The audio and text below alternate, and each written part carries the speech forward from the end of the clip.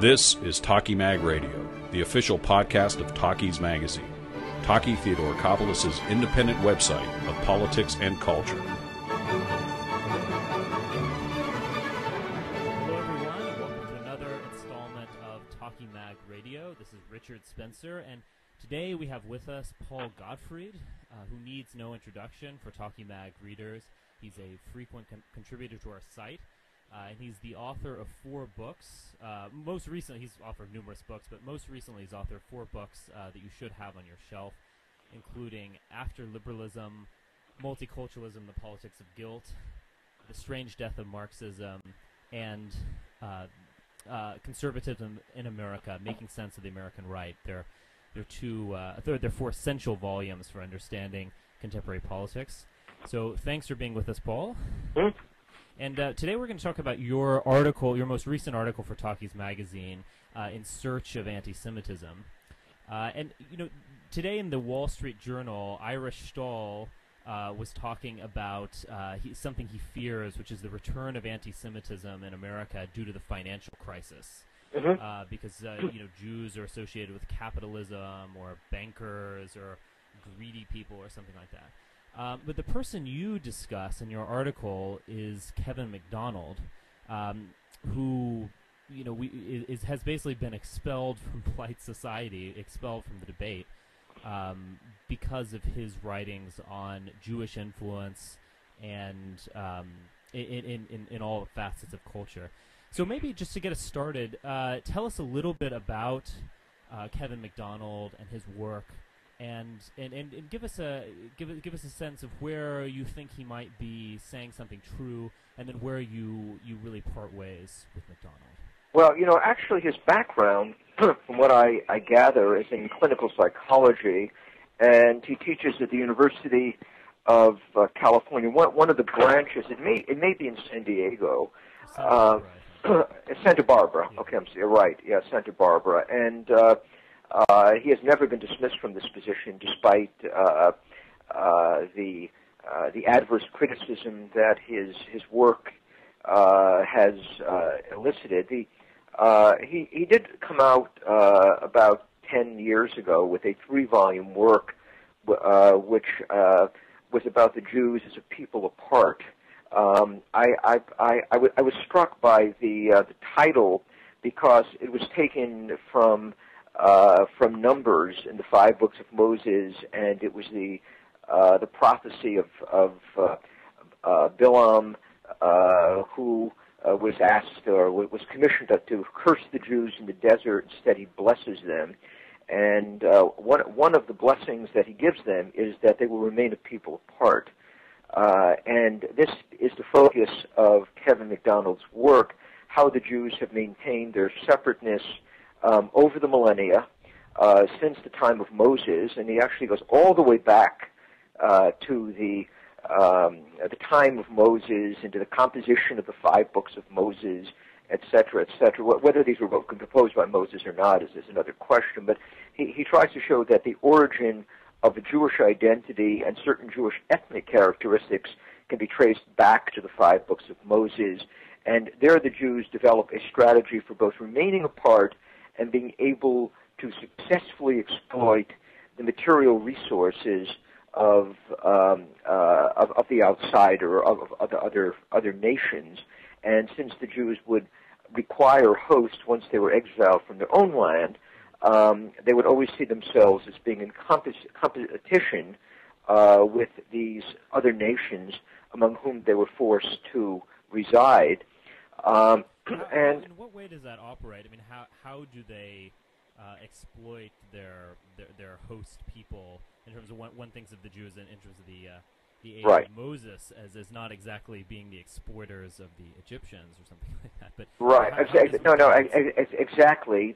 The possibility of exploitation of others was not always there, and this, I think, is in many ways one of the weak sides of the argument that about Jewish continuity presented by MacDonald, because the Jews are not always in exile, and even when they are in exile, They are, they are often marginalized, put into positions where they really cannot exploit other people except by becoming moneylenders, I suppose. They're always in the Middle Ages. They're subject to being kicked out of countries and having their wealth confiscated, et cetera, et cetera.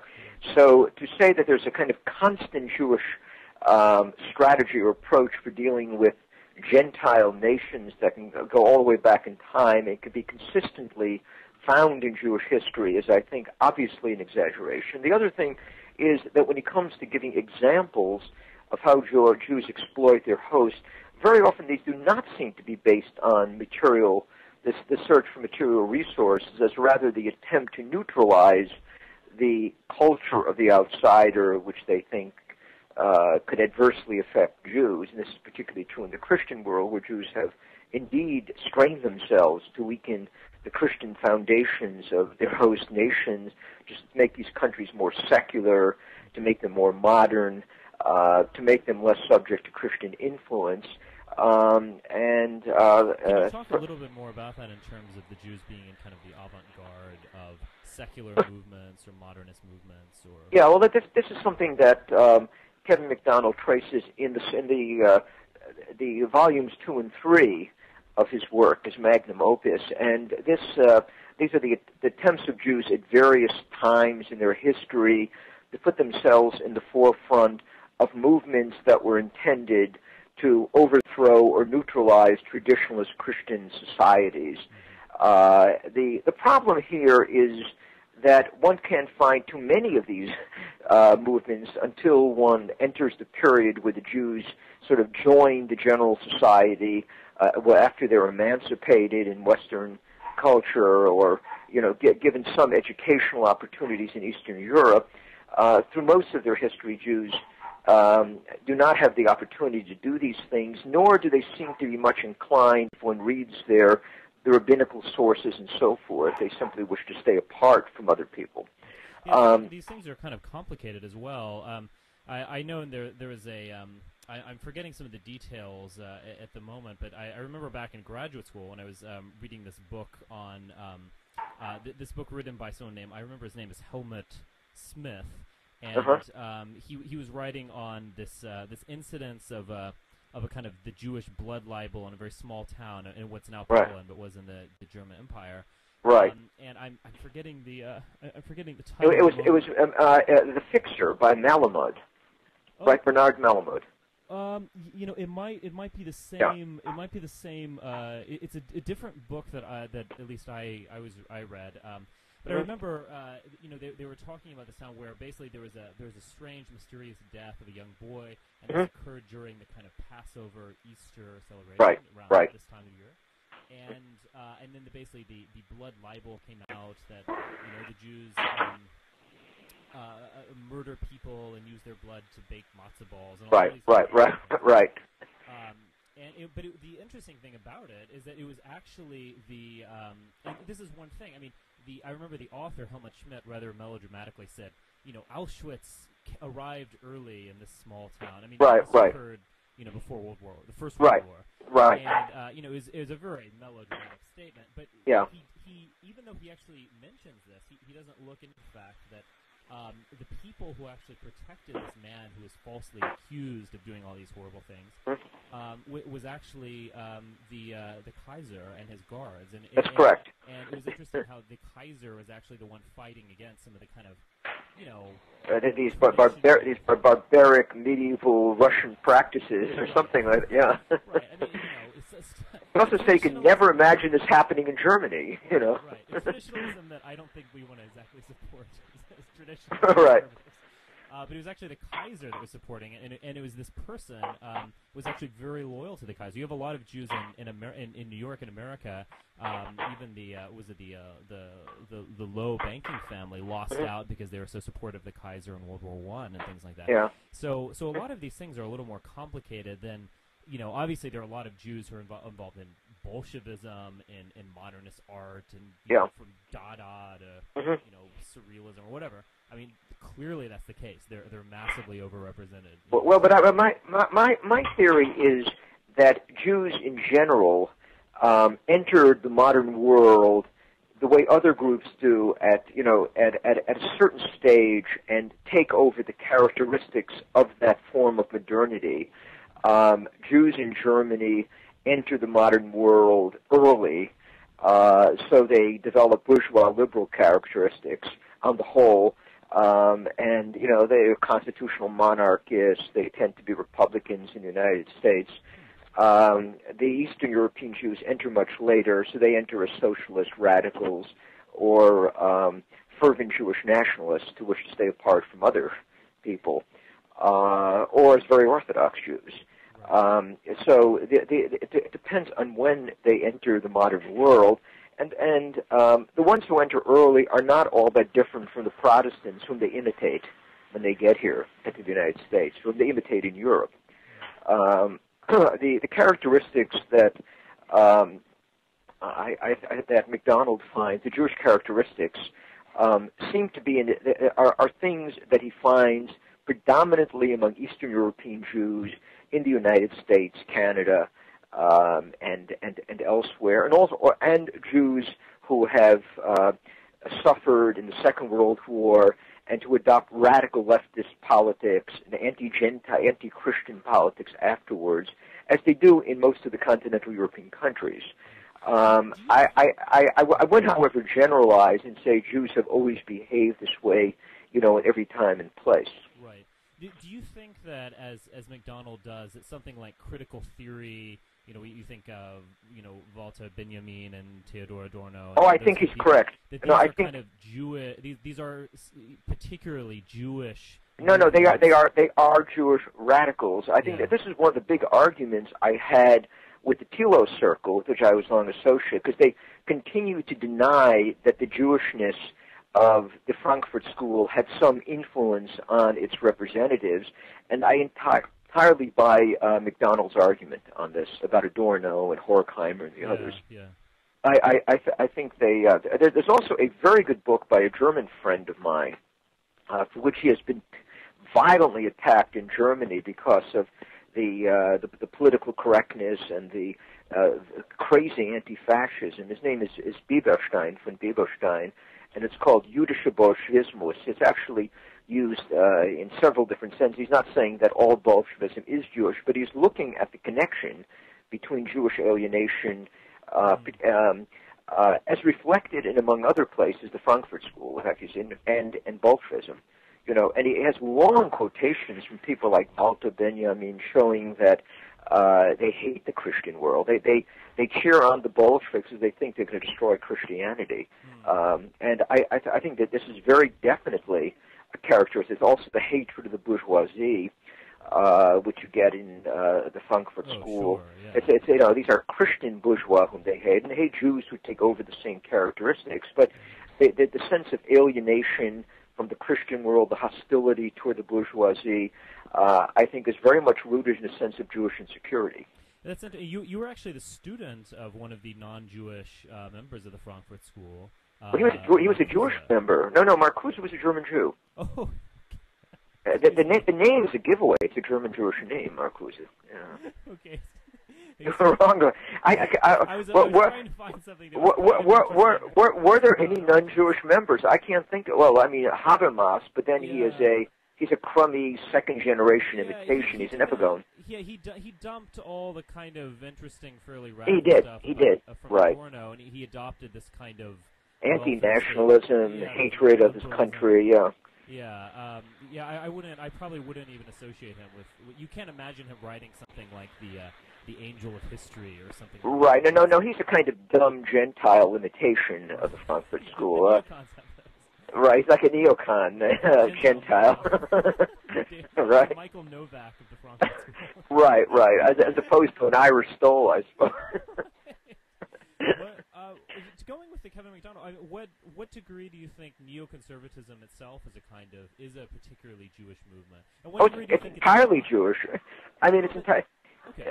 It's entirely Jewish, and it's Eastern European Jewish, and it comes out of a certain kind of New York, Eastern European Jewish leftist environment. And in many ways, it is simply an episode in the history of a particular Jewish subculture, which catches on because the conservative movement is in disarray by the time they come out. There was never very much in that conservative movement, but it was probably in disarray by the time they came along. Also, they're able to grab onto Wilsonian liberal internationalism and to turn this into, the quintessence of American patriotism.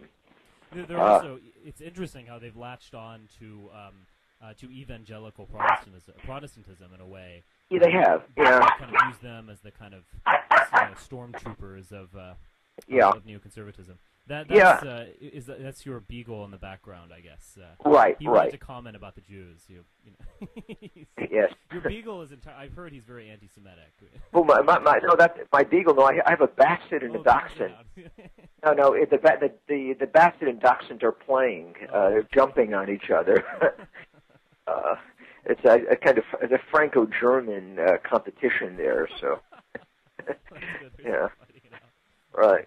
I mean, but don't you think, in what degree is neoconservatism not a Jewish movement, in the sense that, I mean, this is something that a lot of conservative movement Gentiles deeply hold all of these values. I mean, they might not be coming from the New York school, they might not be coming from commentary, they might not even really know who these people are, but all of these values do resonate with them emotionally and intellectually as well. I'm skeptical about this. I think that a lot of these sort of Gentiles who go along with them, if I might mention names to be especially offensive, someone like Richard Lowry, I doubt he has ever thought about these questions. I mean, he takes over neocon values because these are the people in charge of the jobs. He works for them. Yeah. Michael Novak does not strike me as a major social or theological figure. His rise to fame was largely determined by his association with the neoconservatives. Right. So, I wonder how much. I saw this man Frank Gaffney on television. They had him on Glenn Beck. I mean, he is simply an expendable Gentile adjunct of the neoconservatives. He's on there talking about the dangers of Islamofascism, anti-Semitism, how we have to stand by Israel.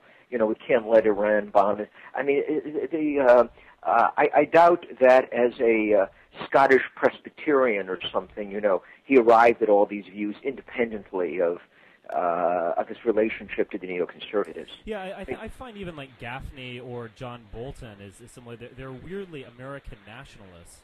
It's kind of America right or wrong. But they're weird nationalists. They're not nationalists. They're not nationalists in any traditional sense. Right. They're not nationalists in the sense that they have this strong sense of national identity, i.e. nativism or these people are born. They don't. But they're kind of, they're patriots. Yeah, well, they're Democritists. I think they are to some, but they support America. We should, America right or wrong, and they've kind of landed in this situation where we have this massive empire and we have a lot of these neoconservative influences. But in a way, to their credit, they are consistent in that they are, hyped up about something as this little mouse yipping, or a little basset hound yipping, which is Kim Jong-il. This is something we need to confront North Korea as if this holds any kind of threat.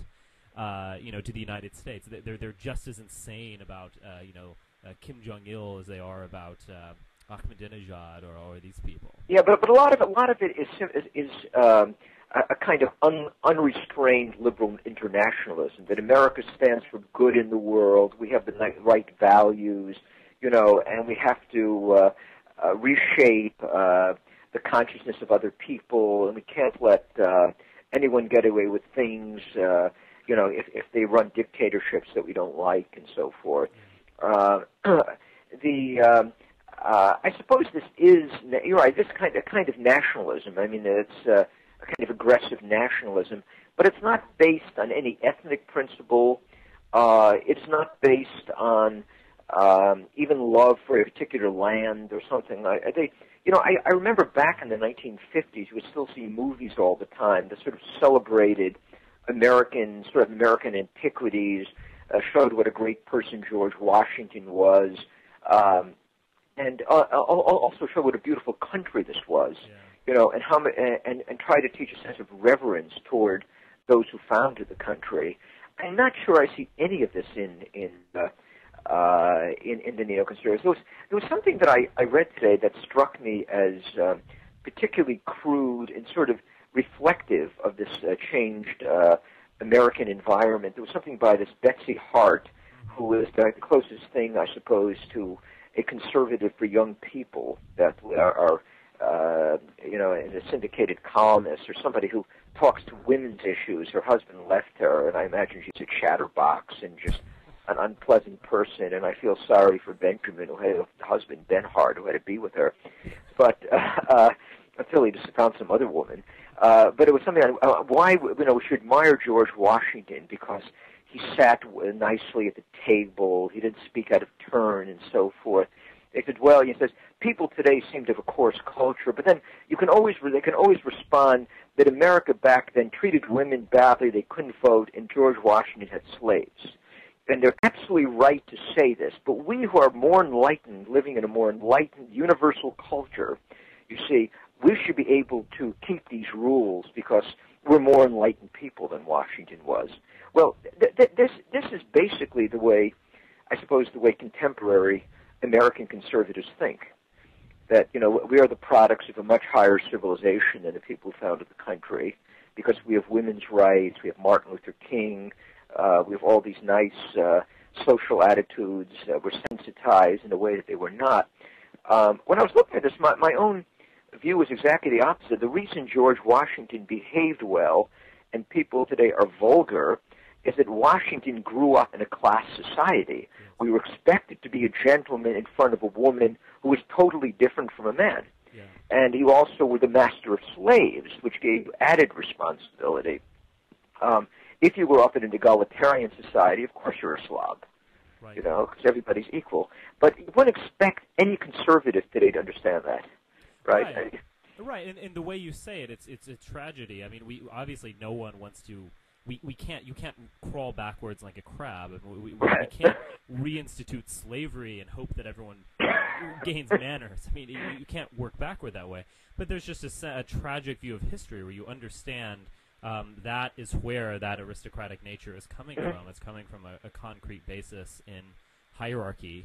And, That's right. And difference. That's right. Real, not the silly, différance that the academics want to talk about after when they read Derrida or something, but difference in terms of men and women are different species, and society should be treated like that. A lot of this reminds me also one of the more provocative aspects of your article, in terms of the way MacDonald sees these Jewish groups operating within Christian society, particularly in terms of or maybe this is your projecting this on him, but he seems to have a bit of a sense of a kind of a Nietzschean sense of a kind of slave morality, or the Jews as a priestly class that they can kind of control and herd. Well, no. That came from me because I'm a Nietzschean. Right. My Nietzscheanism. I won't tell anyone.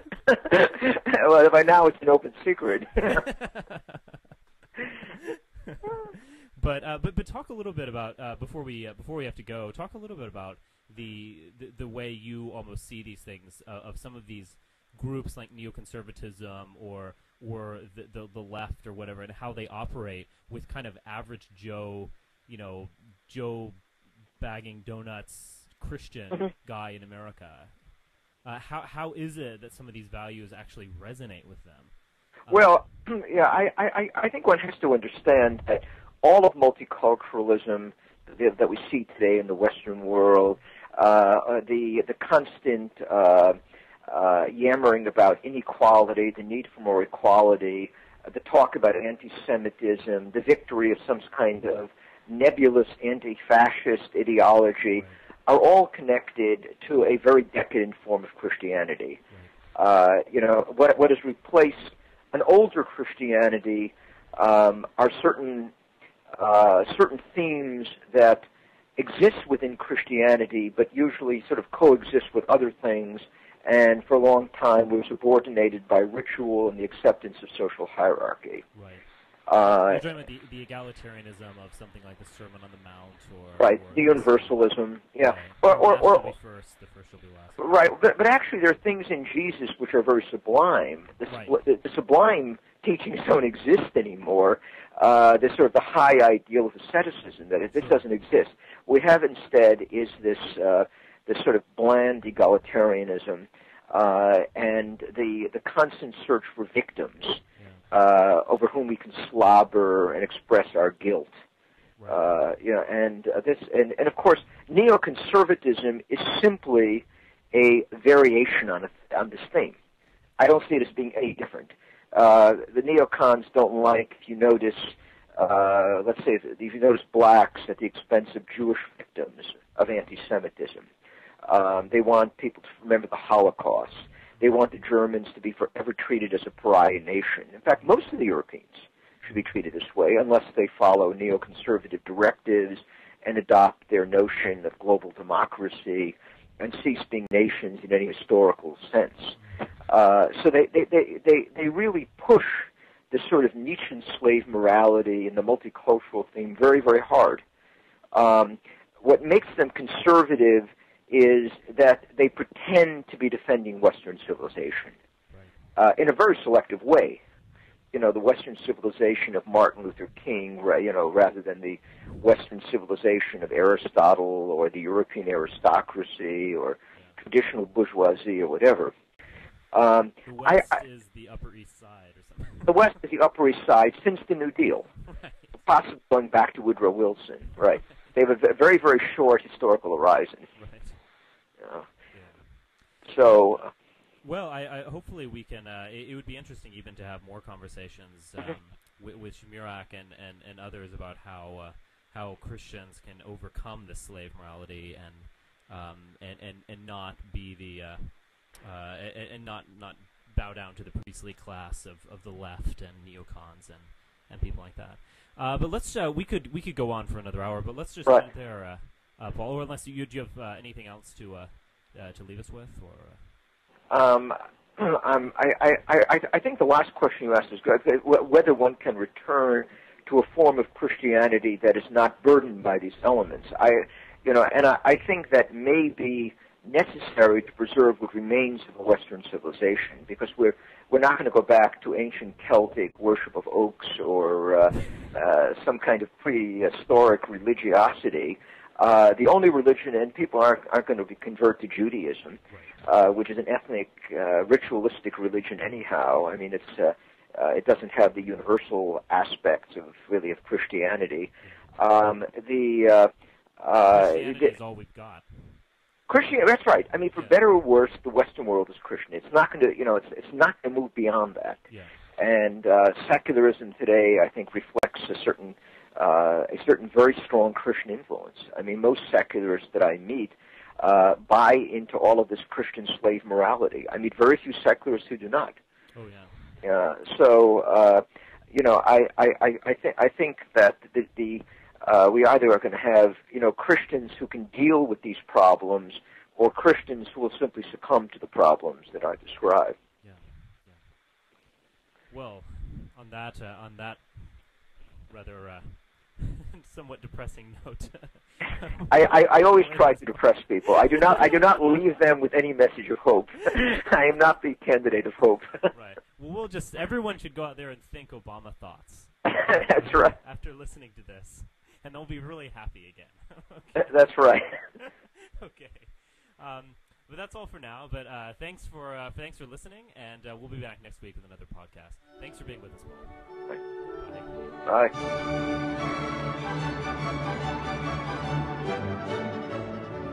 You've been listening to Talkie Mag Radio. For additional podcasts, columns, and commentary, visit talkiemag.com.